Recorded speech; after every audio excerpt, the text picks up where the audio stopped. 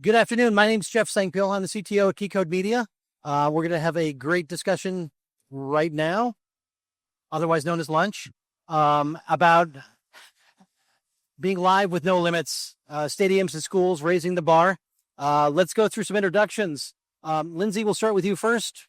Tell us a little bit about you and what it is you do. Yes, I come from the other side of the state at West Ottawa Public Schools. We just underwent a huge, really overhaul of our broadcasting facility, thanks to Keycode. And we're doing some pretty awesome things with high school students.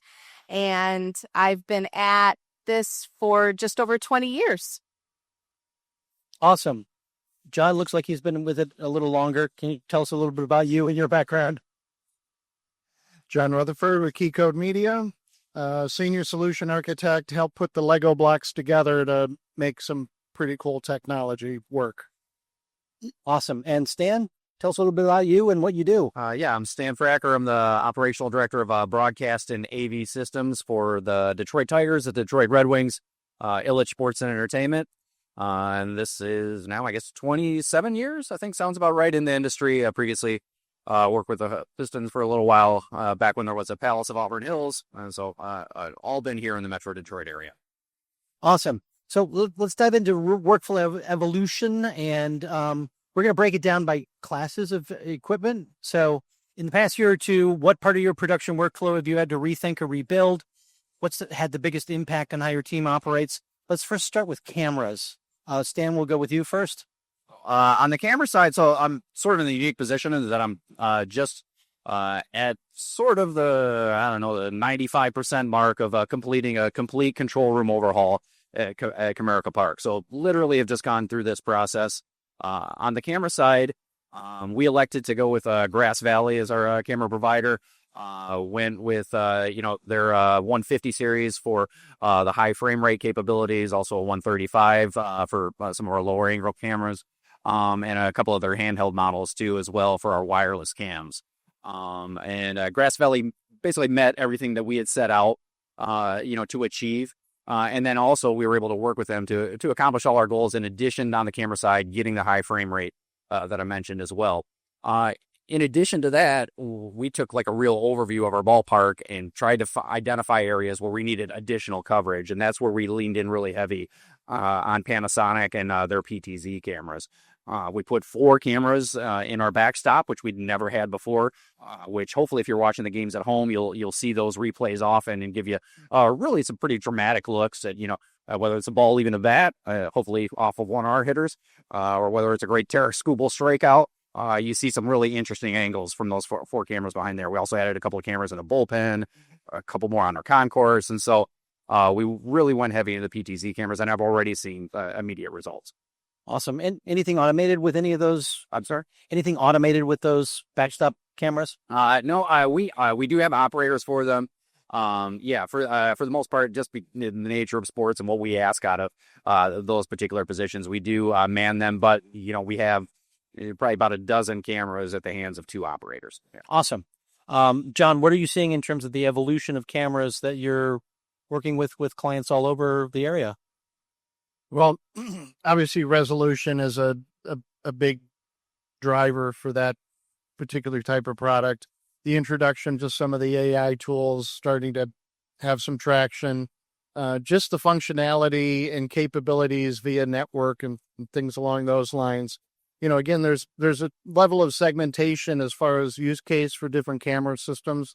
And there's a lot of growth in kind of that middle space as far as different camera systems. So that's kind of been what I've been looking at. Awesome. Lindsay, what are you seeing in terms of cameras with how your workflow's been evolving? Well, as I mentioned, everything is new at West Ottawa High School. So as far as cameras, we obviously have 3 studio cameras. We now have NDI source in a podcast studio. And we have some classroom cameras that are available for student checkout. The NDI piece has been huge for us. I'm sure you're going to bring that up later. But we are able to source the Performing Arts Center right down the hall in the stadium. And if you would like to know specifics about any of our cameras, you would have to ask John, because I'm not your gal for that one. Well, one specific I can ask you, are you seeing that podcast studio get a lot more use than you thought? Yes. Podcasts are huge right now. The kids are really interested in it. A few of we were in a podcast with our athletic director a few months ago, but as far as using our podcast studio, we've kind of just used it as a source in some of our other work as well, just as like another set, which they've really liked. And we look forward to next year, maybe doing some more regular podcasting with the students. We do a lot of other broadcasts. So as far as tackling everything new this year, all at once, we got really far with all the things, but podcast would be something that we're excited to add next year too. Awesome. Let's get into video switchers. Lindsay, we'll start with you and we'll work backwards. So video switchers, what are you seeing in evolution there? What did your new build end up with? We have a Tricaster in our studio. We also have a Tricaster on a cart for a mobile setup. Most excited that we were able to do that as well. We had previously had a Tricaster in the studio. There's a control room and studio adjacent to my classroom. So we're real fortunate in that regard over at West Ottawa. And the mobile situation has been the most exciting for us and all the NDI sourcing that we've been able to do. We live streamed some basketball games in January and have moved out to our stadium. I think I can say it's probably the nicest high school stadium in the country, in the state. And we're able to live stream some lacrosse in the last few weeks. So that's been really exciting. And everything, obviously, as you know, can talk to all the different places. And it's really cool. I'm most excited about that stuff. The sky's the limit as far as what we can do going forward. We're just getting started. Nice. It sounds like you're doing a lot more than even some colleges are able to do these days. So that's pretty awesome. John, what are you seeing in terms of what are people asking after in terms of switching and how they're evolving from older workflows to new ones? Yes, I think Lindsay really brought that to the front. The idea of something as simple as the NDI protocol really expands the capabilities of a typical production environment. You look at a typical kind of SDI or baseband video infrastructure and the specialized cabling and the distribution of that content to different locations within a building, either inbound or outbound, becomes much more challenging when you don't have something like an IP protocol to work off of. And it's the hybrid model is very effective because like we've got some clients that have traditional baseband infrastructure, but they're not ready to do a forklift upgrade, meaning tear everything out and start all over. So we're able to kind of, over time, move them into some of this newer technology while still maintaining their investment in that existing infrastructure. Awesome. Stan, how did your workflow choices or workflow needs influence your choice for the recent rebuild in your control room? And how is that new technology being implemented? Yeah. For us, as we approach this, as we approach this project, our control room had last been updated in 2012. At that time, 1080i, a 1080i system was put in, and it suited our needs then, all SDI. As we approach this one, really, the choice that comes at you right now, if you're renovating a control room too, is which method of signal delivery you're going to go with. Are you going to go with 4K? Are you going to do IP 2110? Or are you going to stay SDI? Our choice was sort of made for us, at least on the SDI versus IP 2110 standpoint, just in the distance that we were covering from where we were relocating all of our equipment racks to, creating a data center. We knew we were trying to open up space in our current control room. All of this just steered us towards 2110. The other part of the equation, too, is just simply budget. And we saw the price come down on 2110 pretty dramatically over the year of research that we did, from a starting point of, well, I don't know that we can make that work, to it became a real viable solution for us. And then once that was decided, that set in the wheels in motion of the equipment choices we were making. And so going with an Evertz router was natural for us. We already use everts over at Little Caesars Arena, had a lot of the same crew. We added everts at the ballpark as well. They offered, pretty robust 2110 option. And then on the switcher side, Grass Valley Cayenne satisfied all our needs and then some. And we also have, the added part of the equation for us is most of our operators and technical directors work on a lot of broadcasts. Grass Valley is a leader in the industry in providing broadcast switchers. And so we just gravitated, toward that model. And we're seeing the results now. Yep, you get good results in the past, good results in the future. That's a good way to make it. And it's been we've seen a significant upgrade, at the ballpark and what we're able to do and instantly able to do and still maintain.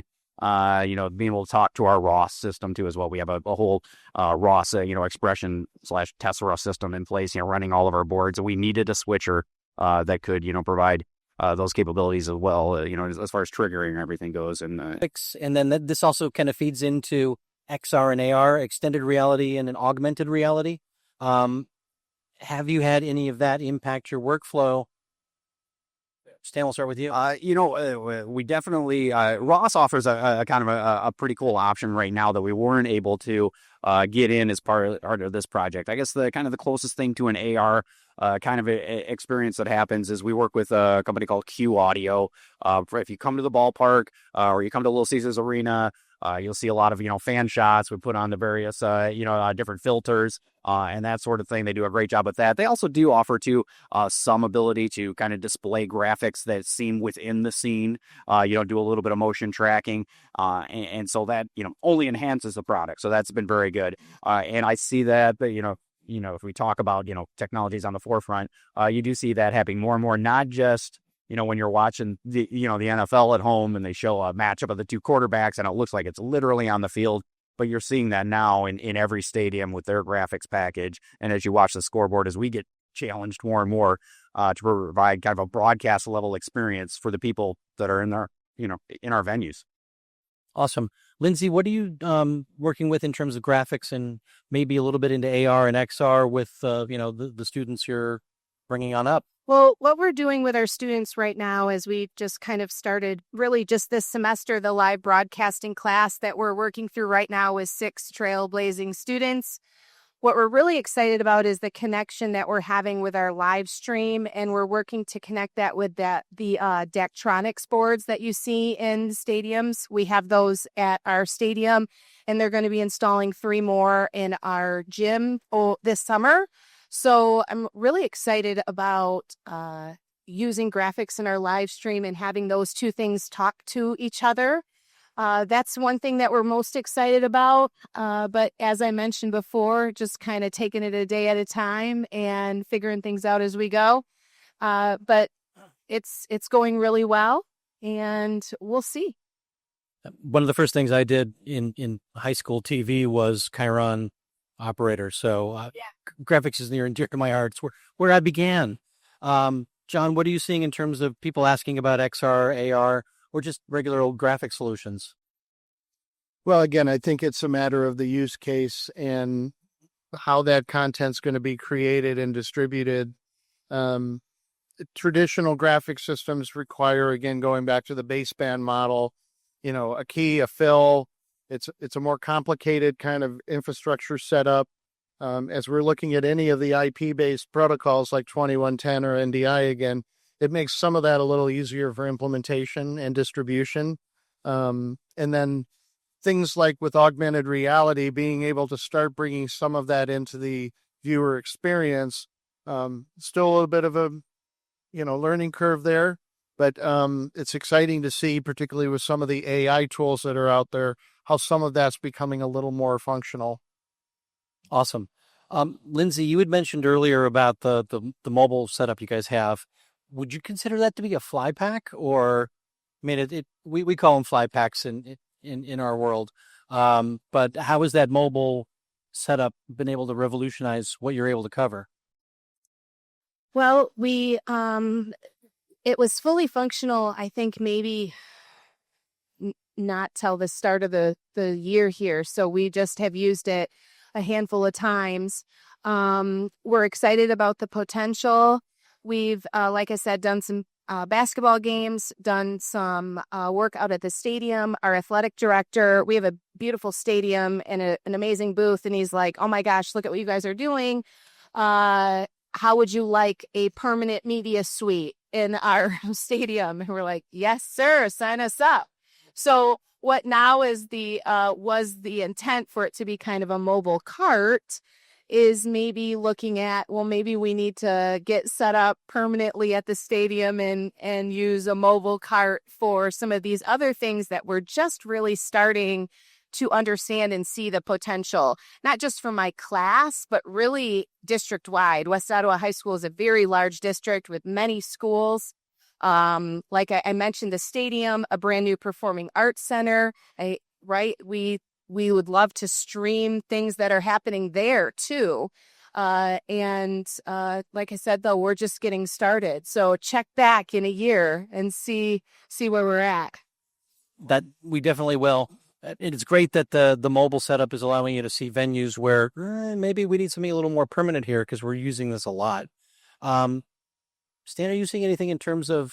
I would feel that your workflow for E&G style is more newsish, or do you guys have fly packs that end up going out for things like spring training or over the years? We've used a few different systems. We've had Live View a little bit. Last year we tested out a great TVU unit as well.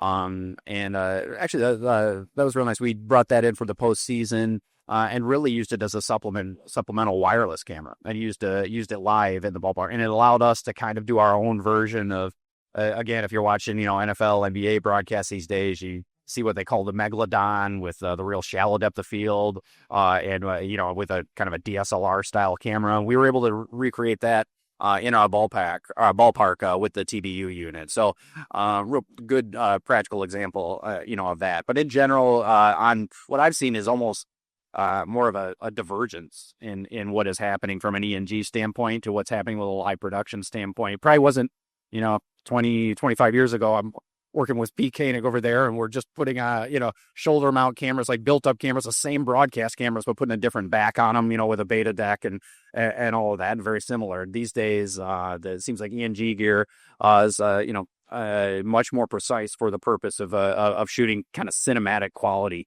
video, with the variety of DSLRs. I know we use Sony FS7s, have an FX9, variety of those. But on the broadcast side, it's really, become dialed in, from a production standpoint and tailored toward live production. It makes sense where those are the highest demands there. Keep it all the same. It makes it easier, less points of failure. John, are you seeing anything interesting in terms of fly pack adoption? Yeah, I think kind of piggybacking off both of these latest comments, there's technology now that's leveraging the cellular ecosystem that exists, and it provides another level of portability and remote production. So even in the case of like Lindsay's mobile case, whether or not that stays up in that little media room, being able to bring in true remote camera feeds through things like SRT become much more easier and efficient now and cost effective. And it goes back to this idea of the evolution of a system can continue to grow and expand over time without having, as long as you have the proper core pieces, you can add on these extra elements within the environment to bring in those kind of remote feeds without having to completely rework the whole ecosystem of your production environment. Expandability. It's the watchword. All right, here's a fun one, and Stan, we're going to start with you on this. Changing deliverables and audience expectations. How are the types of events you're ending up having to produce, schedule, and other aspects of production changing as audiences change their expectations of what you're going to deliver? Yeah, for us, it's just been sort of, keeping up with the trends and the overall expectations. Over the years, I've seen it, change quite a bit in what is expected out of in-venue productions. And there, when I started, there was, kind of a clear line of where in-venue was and then versus broadcast. And now it's hard to walk around the ballpark and know which one's a broadcast camera and which one's in venue. We're literally using the same technology. We have the same, a very similar production setup in our control room. And the reason is, I think the biggest driving factor is just what the expectations are. People have this amazing experience in their living rooms watching games. To not have the equivalent of that up on the video board they're watching at a game would be kind of silly.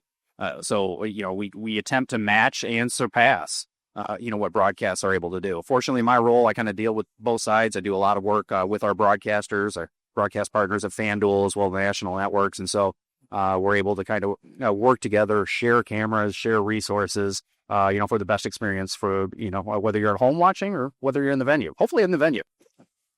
Definitely. Let's zoom in a little bit on that. Are you seeing having to accommodate sources from consumer grade devices like iPhones and then delivered to consumer grade platforms like YouTube? Yeah. So I will say about the one that I mentioned, Q Audio. And so we do the fan filters. We also do, the social media. We allow fans to be able to basically get a live shot from their camera and are able to take it and put it on our video board. So they become the camera people. So at the same time where we've pushed and challenged ourselves and have 111 by lenses able to zoom in, on a fly on the pitcher's nose. We also will put up on our video board, the same video board, we'll display, people's cell phone camera shots of themselves, and it's great. People love it and enjoy it, and the technology has evolved where it's fairly reliable, and makes for a great experience all the way around. So, no snobbery on our part on which way to go. It's what gives you the best shot, what tells the right story. Excellent. And Lindsay, are you seeing new methods of production like these, contribute platforms that kind of deviate from where the textbooks are in terms of curriculum? New and different. Okay, so like I said, everything is new at West Ottawa High School, not just one new system. Every single thing, every system is new. As far as curriculum is concerned, there is no textbook for this class. I'm a firm believer in kids learning by doing, and that's what we have going on here. It's very much hands-on. I teach 4 different classes. We have different things that we produce on a regular basis. I guess one thing, if I may, I would say for vendors or anybody that works in this field is to just keep in mind that these technologies are trickling down to colleges and high schools and even middle schools, I understand. And we need to remember that kids are getting the hands-on experience for a lot of this stuff. I mean, I mentioned the Daktronics video boards. We talked about Tricasters. They leave my classroom and they go to college, at Michigan or Michigan State, and they got the same stuff. And they're going in understanding how to use that stuff. And that's something that's really changing. So I would encourage you all to keep that in mind. And yeah. Awesome. And John, are you seeing folks asking for ways to deliver to social, YouTube, TikTok, that sort of fun stuff? Yeah, I mean, again, we've got the perfect advocate over here because it is really important for students, for young folks who are exposed to this technology in the common everyday world all the time. But as I was mentioning to someone earlier today, these types of programs help them put that technology into a focus, and then they can better make a decision if it's something that they really want to gravitate towards or if it's still just a hobby, right? We had an installation a while ago for someone who's sitting in the audience. We had not finished the install and classes were starting. So it was a little bit of a shell game. Like, we're going to be in the control room. If you can we'll stay out of your way if you stay out of our way. Well, then they brought some students in for a tour, which is fine. And as we were talking through it and so forth, and they left, and I had to go into the classroom to make an adjustment on something. And I kind of half turned, and there was one of the students standing right behind me. And he's like, "So that thing you were talking about, that's like on the network, right?" And I literally turned my whole body and said, "You now have my attention because you just asked an important question," which means the gears are going for that young man, right? He doesn't quite understand it, but boy, he really wanted to understand it. And that's an important thing about everything that we're talking about right now. The technology, as we all know, accelerates so fast, but the students are on with it all the time. And so it just becomes a natural to them. I always joke when I was growing up, my dad, who was an electrical contractor, could not reprogram the clock on the VCR. Every time we'd lose power, he'd be like, "Can you fix that?" And I'd be like, "Yep, there you go, Dad." But that's that kind of generational thing, right? Where students are going to be running this technology in all sorts of different ways. And it's just exciting. Social media is perfect venue for that. But there's also things that we're not even aware of are going to happen in the next 5 years. But these kids are going to be in it and understand it. Yep. And the kids are coming up already with technological experience. So you just, even on the post-production side, any guess as to what the most used nonlinear editor is in the world? CapCut. Anyone heard of CapCut before? Only a few of you. 3 million users per month. Wow. It's available for free on your phone, Android or iPhone. People are cutting video with it and making it happen. These kids are coming in knowing about this stuff already, and then they're asking the smart questions about, is it on the network? So that's a good thing. That gets us into technology trends. So, and Stan, we're going to start with you on this one because I think you'll have a larger perspective on it. What tools or technologies have made a real difference in your production's capabilities, and how do you decide if something new and cool is worth adopting? Yeah, I talked a little bit about, obviously for us, going to the decision with Grass Valley on the switcher, and the cameras have made huge impacts as well. But I think, another one I haven't talked about too much, and I'm seeing its impact a little bit limited over at LCA right now, but it has a huge impact at Comerica Park, is basically the Ross Tessera system. And this, allows us, the video board we put in at Comerica Park, if you've been to a game last couple of years, it's over 5,500 pixels wide, so greater than 4K. The Tessera system allows us to basically display content pixel for pixel on that, so greater than 4K resolution. And this is particularly clear, like we have that kind of stone tire that comes to life, in an animated version. All of the stats are high resolution. And through the Tessera system, we also have like what we call kind of one button capabilities, basically being able to sync every display in the ballpark to one button, and to be able to change content kind of on a daily basis. We have Star Wars Night one night. We can load all the appropriate graphics quickly and easily. Changes over to, Pink Out the Park the next day, we can do that. And so that has been, very helpful to meet our daily kind of content goals.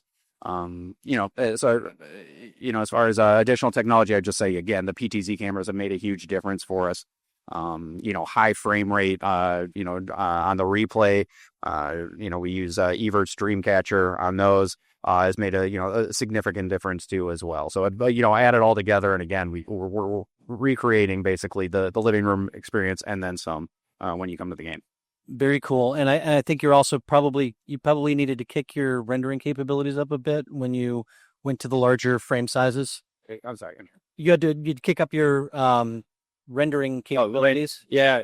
So an important part to kind of consider too. Yeah. On the, the processing power, definitely.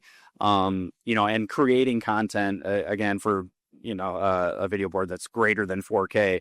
As well, you need to account for that. But that was also one of the reasons too. We looked at 4K and decided not to, go 4K at this time. And it felt like, in talking to a lot of other teams, a lot of broadcasters, for those, for those of you old enough like me who lived through the transition from SD to HD, it just felt like it was just inevitable, right? It was going to happen. It was kind of when are you jumping on, and you don't want to be too late and be stuck. This time around, I don't get that same sense on the 4K side. There's tons of application for 4K. We shoot a lot of content in 4K and then convert from there, whichever flavor we need. But in terms of live production right now, other than the NFL, there aren't a lot of, 4K control rooms being built, for a variety of reasons. Cost is certainly one, but just as you mentioned, resolution, processing power, being able to get that signal from one place to another, it changes the equation across the board. And we kept asking the question to everybody, whether it's broadcasters, the mobile television groups, the world, everybody, came back with the feedback. This is not something that's an inevitability even in the next 5 years, and so once you start going beyond a 5-year range, you kind of realize that you don't necessarily need to push in that direction. Excellent. Lindsay, what are you using in terms of evaluating whether something new and different that's brought to you that you guys don't already have is worth trying to implement in your facility? Well, things work a little bit differently in the educational world as far as expenditures are concerned, as well as budget. Right? Okay. Yes. So my remodel at our facility was all based, it came from a bond initiative. So sometimes you get an opportunity to vote on bonds for your local school. I encourage you to vote yes, because we have a really supportive community. And in addition to having there be a need for tons of technology, obviously improvements across a very large district, they've paid for a stadium, a new performing arts center, a new elementary school, and we just broke down in a new natatorium. So come on over and visit. We'd love to have you. You can come on over anytime. So that's how my remodel was paid for, with bond monies. So my remodels happen far less frequently than what a company could probably just how they function, right? You can decide if you want a new camera any year. I can't. So that's how we found ourselves in a situation where just about everything needed to be replaced at once, which is very exciting, very expensive, and very overwhelming for someone as old as myself. But jumping back to those students you were talking about earlier, the people you work with are really important no matter where you work. And I have an incredibly supportive community, school board, administration. My principal's here with me today. And I also have incredible students like the ones you were describing, and they figure stuff out quicker than I do. So, and that's okay. We're learning together. Excellent. Well, yeah, that's the way we all push this forward. Someone comes along and says, I'd like to do something different. And it's always a challenge when every time you go to do an upgrade, it is a forklift upgrade, having to do anything and everything. And we understand that. John, are you seeing folks coming to you saying, how do I figure out what in all this sea of technology makes sense for us? I take a deck of cards and I think the reality is, first of all, it's our job to understand the technology and what the capabilities, functionalities, so on and so forth, and to try and stay ahead of that as much as possible. The other important thing is to really understand the details of the use case and the challenges that we're trying to deal with or resolve in a particular design. So when we kind of start those early discovery conversations, we're not talking about specific products, specific manufacturers. We're really just looking at what kind of features, capabilities, use case is involved from my perspective, understanding that there is a thing called a budget and money has to be accounted for it some way. But if you start the process thinking about that too aggressively at the beginning, you start to limit your options too early. And as I mentioned earlier, starting with those core components that absolutely have to do the things that they need to do is the most important part. It's like building a house, right? If the foundation is not strong, everything else is going to be crooked and wobbly and it's not going to work right. Now, once you've determined those capabilities, functionalities, and needs, then you start to identify the particular products that could fit into that. And then again, we try to stay agnostic in the sense that we will, as you remember, go through numerous demos with different manufacturers about different products so that it's like we've hit the check boxes from our side to make sure that the things that we're showing the client will meet their needs and exceed them as much as possible. but you get to a point where it's kind of a perspective. It's a personal decision. It's like, well, I like the way this looks and I like the way this works. And, that's fine as long as it does the things that we want it to do. And then you have to get to the money. And so again, what we look at is there's certain products within a design that absolutely have to stay in place because of their importance in the overall design. But then there's other things that like, hey, there's actually 3 different options here at 3 different price points. And they pretty much do the same thing. So we can take it from here to here or here. And as an engineer, I know that that's still going to work, but we're trying to get it into that price point that the budget supplies. And then, of course, we've got someone like Lisa who arm wrestles the manufacturers to the ground to make sure to get the best prices possible.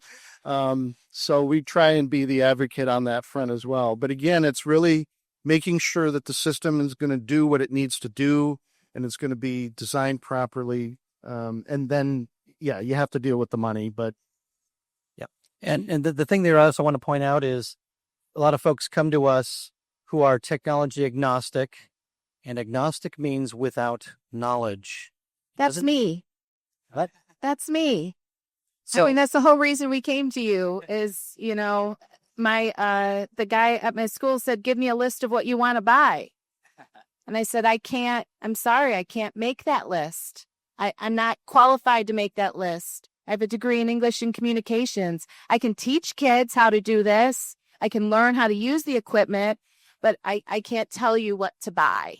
And some of you guys obviously are very skilled and can do that, but you can help people like us too that don't know. So that's me. exactly. And that's the whole point to it. We can remain neutral in terms of vendor choices and make sure that it's based upon the technology, but please come to us if you want to be not technology ignorant. Our point is to try to bring you forward so that you can make these smart, informed decisions. Change, everyone's favorite word. How do you implement change as you roll out new systems and processes? How do you deal with training and team adoption? Any lessons you've learned, any hard-won lessons you've learned you'd like to pass on? Stan, let's start with you on that one. Yeah, certainly the experience that we just went through, okay, having to have, a brand new control room ready by opening day was April 4th, started actual construction work as when our season ended. Tigers made the postseason this past year. That was great for everybody. It was a little bit of a challenge on my end, but it was all very good. Wouldn't have it any other way. But it did delay our timeline a little bit. So the piece of advice I'd sort of offer is, yes, a plan for training, build it into the schedule, budget for it. These are things we did, and we still needed probably more than, what we planned on. But it is an important part of the process. And it's also, I would encourage you too, if you can, everybody's, under the dictates of budget, but to, consider your broad staff. If you're only training a few key individuals, it's really tough to accomplish in a short amount of time what you need to be able to do. And we extended our training. In our industry, we rely on a variety. I'll use the term freelance, whether it's part-time employees, game day crew, whichever word you want to use. We rely on them. The same, men and women that are working Michigan football games or working Lions football games are also working at Comerica Park and are also working at Little Caesars Arena. And we rely on them to be, experts in their field to come in and do what they're doing. And it's hard to do that unless you also kind of give them the opportunities to train on the equipment that you're bringing in. And we built that in, to our workflow in a short amount of time, accomplished a great deal as we got ready, for April 4th, but that did make a difference.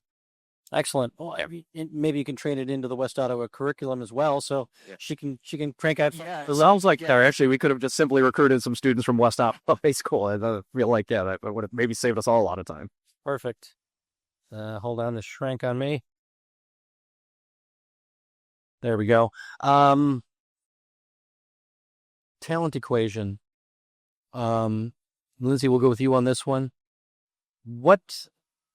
As you've rolled out your program, what skills, roles, or mindsets are you seeing as becoming more important for people getting into production in this new era of anything goes for live production? Yeah. So as I mentioned, change has been the word of the year for us, for me personally, for my classroom and all that we've been doing, and it's been really exciting. And I think one thing that has just proven itself over and over is the need to problem solve. And I think that just about every day this whole school year, I would come to school and we would discover a problem, something just not functioning like we thought it should, or something we didn't understand. And honestly, folks, I don't know what I don't know. So, and I think in a typical situation like a classroom setting, or maybe if there are any parents out there, the kid comes to you, maybe the employee comes to you too, looking for you to have the immediate solution. But the reality this year, at least for me, and this won't be the case long term, is I didn't have the solution.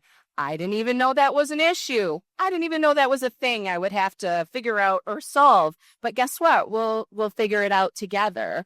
And I think that problem solving is so important in young people today. I would imagine it's a skill you would deeply desire from your teammates or your employees. And I love what we have been able to give our students this year in that regard. They've got some really great life skills out of the fact that we had to kind of learn together this year. And we're still learning. I mean, I thought that maybe we'd have it all figured out by now. We don't. And that's okay. That's okay. I mean, that's part of education and learning. But yeah, very thankful for my students. Some of them are so incredible. Ask the right questions, tinker around, figure it out, and we learn together. The other thing I've seen also is when you throw something at students, they come back and they have a solution, and you look at it and go, I didn't know it could do that. Wow. They find out new and different ways to do it. John, what are you seeing in terms of, change and how organizations are dealing with it and how talent should be adapting? Change. I made a comment in a meeting one time thinking it would get a laugh, and I just got a bunch of blank stares. And then it's a joke you have to explain, and it's like, okay, that epically failed. So all I said was, technology is great until you get humans in front of it. And the people in the meeting were like, what? And I'm like, it's a joke. People are challenged by change. It's just the nature of who we are. So particularly when it's something that's moving as aggressively as technology, it's very simple to feel like you're behind because the person next to you has a newer phone and they're doing things that you don't even know how to do, right? So it's intimidating. It's scary for people. Folks that have been doing things a certain way for a period of time, they're used to doing it that way. And it's not an easy thing to help them kind of turn that corner. Younger folks are certainly more malleable and more flexible to kind of learn those new things because everything is new. Everything is different. So it's really important early on in the process, as these technology decisions are being made, to not only include the immediate shareholders that have been in the meetings and discussions from the beginning, but to start bringing in some of those other folks that are going to be impacted by this so that they start to feel like they're part of it and start to get an earlier understanding of when that corner is going to hit and they have to make that turn. It's easier said than done, but as much as possible, it's important to try and get those folks involved earlier. The other side to that coin, which is another big one, is IT departments. As we've been talking about, a lot of things in our industry are moving to IT one way or another. So bringing IT departments and resources into these discussions sooner, again, will help with that transition and that changeover to the new thing. Every single project that we've had, like firework success, banner level, just awesomeness, it's because everybody involved was involved early enough on so there were no surprises. And there's always a surprise. There's always a gremlin that pops up. But when you've got everybody kind of around the table and everybody's kind of in a comfort place, those challenges, those obstacles, those gremlins, you work on it together. And it, again, just to your point of, learning as you work through it, it happens with adults in businesses too, right? Because they're like, oh, this is not how we used to do it. I got it. Like, but this is how you're going to do it now. Like, it is what it is. So it's, again, just getting them in earlier. It helps mitigate some of that. Definitely. And one of the things I've seen, you walk in somewhere and you know that you have skills and knowledge in terms of other workflows that these people haven't seen, but at the same time, they are the experts in the workflow they do now. No one can do that workflow better than them. And realizing that, okay, we get everyone bought into what the new workflow could be. And then when you go to implement it, it's not that new workflow, it's your new workflow. It's the team, they put it together. So do we have crystal balls? We should look at them and look to the future and say, what trends or innovations have you most excited about the future of live broadcast and events? And what advice would you give someone looking to get started in this space? John, we'll start with you because we usually don't start with you. Can you restate that? I'll restate that. What trends or innovations are you most excited about in the future of live broadcast and events? What advice would you give someone looking to get started in this space? Well, that's a pretty broad question. I think the emergence of the type of augmented or AI enabled tools, again, are still early in stages, early in their life cycle. There's still a lot of figuring it all out. Michael did a great job earlier today, kind of pinpointing some of the points where they're solid and where they're not quite and where they're going. That's an area that has a lot of potential, certainly for impacting multiple areas within the workflows that we all collectively are familiar with, whether that's production, post-production, distribution, the whole gamut, content creation, scripting, and everything. But again, it's a bit of a Pandora's box that has potential, but there also has to be, a proper guidance and uses of that. So that's kind of the area I'm looking at. Stan, what are you seeing? Well, number one, everything that Lindsay's been able to do at West Ottawa, I think, is a great example of, putting at the fingertips of, just a broader group that are able to use what's the, what would have been kind of the equivalent of, broadcast standard technology, 20, 25 years ago or whatever, has evolved to the point that it's just in the hands of, of schools, minor league teams. I oversee our production down in Lakeland, Florida, too, as well, for our minor league team there. It's interesting. The setup you're describing that you have at your school is very similar to some things that we put in there with the Tricaster, NDI cameras, all these things that you have your students learning on. I think that's just an incredible kind of, outreach of, of what we're able to do and to have students training on that. So I think that's a great trend. From a technology standpoint, the other thing I'm hoping that we can solve, as I kind of touched on it before, is sort of the 4K delivery issue. People are, you're able to watch 4K content, sort of, when you stream at home. It certainly doesn't come through if you have cable channels. Even if you do stream at home and you're watching sports in 4K, unless it's an specific NFL broadcast, chances are even that there's some compression that's happening. I'd like to see us get over that hump, because when you've been in a 4K production truck and you're seeing true 4K, you realize the difference that kind of makes and the impact it can kind of have on the viewing experience. So that's something that doesn't seem to be on the near horizon as we sort through all the financial realities of the current broadcast world. But hopefully we get there, because I do think that's the next step in being able to, enjoy, what the area that I'm in, sports at yet another level, and with the size of the screens, that we're bringing into people's homes, to have true 4K delivery, I think, would be a great thing. And hopefully we keep being closer to it. And I think one of the things that's going to drive that isn't even part of our industry. It's going to be fiber to the premises at people's homes, where we can actually get the broadband signal wide enough to get those 4K signals in there. And the other thing I'm seeing out there, which you won't see here yet, holograms. This isn't pie in the sky. There's a company that was interested in getting involved with our technology expo, but timing didn't work out.